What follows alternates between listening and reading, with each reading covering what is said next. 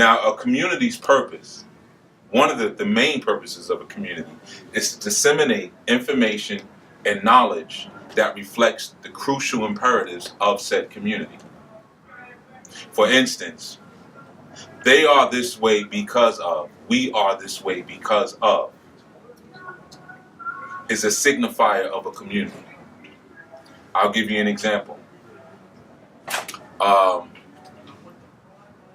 Jewish people have money because they are able to go into areas and find niche market services and utilize and implement them. That becomes a marker for Jewish people. Asian people do well because they pool their resources together. They work within their own communities. They patronize their own businesses and won't really patronize outside of their community. So therefore they're able to build brawny, strong communities. That is a marker of the Asian. Okay? So if you look, and we all have those markers, we've all driven through neighborhoods or walked through neighborhoods and said, you see, that's why they're in a better situation than we are, because they ... And even within the community of those who are melanin dominant, we could say the same thing. We are this way because ... Okay? That becomes an identifier marker for your community. The problem is those identifier markers, similar to what the brother said, usually come as a product of trauma or incidental observation, but they're not a product of a set of norms, values, and principles that you've established to say this is how we're going to be here on out.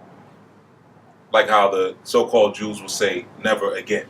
We will never find ourselves in a disproportionate place on this planet. We're never going to do that again. So because of that, it creates now a cultural imperative that they all comply with. We have not that. Even when we come into our consciousness, we have no markers where we say, this is what we're going to do. The marker is usually just, I'm going to be smarter and wiser than everyone else around me. I'm going to know what's going on. I'm going to be able to peep game. Or you may have seen a video and someone was breaking something down. It was so incredible. Or you may have heard some music. It may have been during the conscious surge in hip-hop in the late 80s and 90s. And you may have said, I want to sound like KRS-One. I want to be able to affect people like Rakim. I want people to listen to me like that. So I now choose to be consciously aware. The challenge is that you were already consciously aware. So when I said who considers themselves to be consciously aware, the interesting thing is that pretty much everyone in the room raised their hand. The challenge was you didn't know how to articulate your consciousness. When something horrible on the planet occurred, you felt it. Even when you were in the bowels and the deepest recesses of your ignorance, you were able to feel it. The problem is you couldn't articulate what happened or why it happened.